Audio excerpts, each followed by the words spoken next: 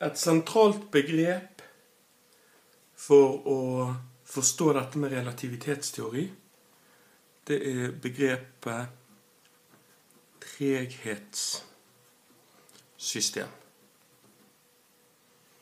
Og i den forbindelse så må vi rette fokus mot en god gammel lov, nemlig Newtons første lov.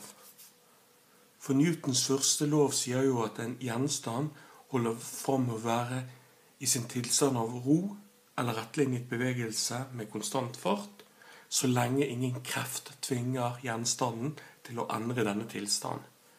Så summen av kreftene, det lik 0. Og når vi da har et system hvor Newtons første lov tilfelle, da har vi et treghetssystem. Enkelt og greit. Og hvis vi nå tenker oss et eksempel på et treghetssystem, så vil jo det nødvendigvis være det systemet som for eksempel omfatter fysikkrommet på Nordahl Grieg. For det rommet, det i ro i forhold til bakken. Skulen, den står fast. Sånn at hvis jeg inne på rom 334 får lyst til å nyte litt kaffe, så begynner jeg å gå tom, så kommer jeg med en termos, og så heller jeg kaffe oppi koppen fra termosen, så kan jeg gjøre det ganske sånn uproblematisk. For summen av kreftene når det gjelder selve Nordahl Grieg-bygningen, de lik 0. Bygningen står i ro i forhold til bakken. Men hva om vi ombord noe som beveger seg? For eksempel en buss. Her har vi en buss, og den driver og kjører. Og hvis den bussen kjører med konstant fart, og han kjører rett fram, så vil også summen av kreftene være lik 0.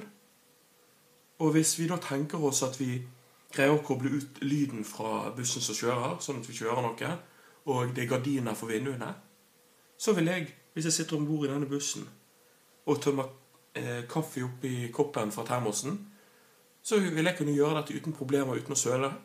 Og jeg aner egentlig ikke om bussen står i ro, eller om han beveger seg med konstant fart. Men i det sekundet for eksempel bussen bråbremser, eller han akselererer,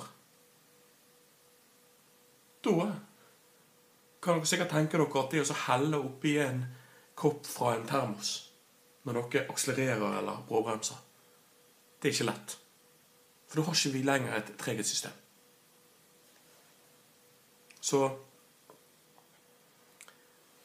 dette med treghetssystem, det sentralt i forhold til Einsteins relativitetsteori, og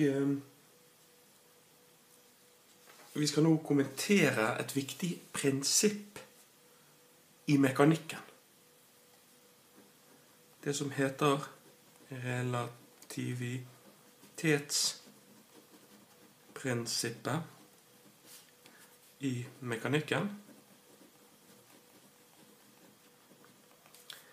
Det sier følgende: lovene i mekanikken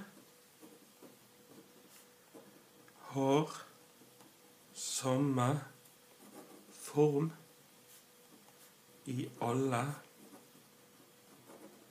treghetssystemer.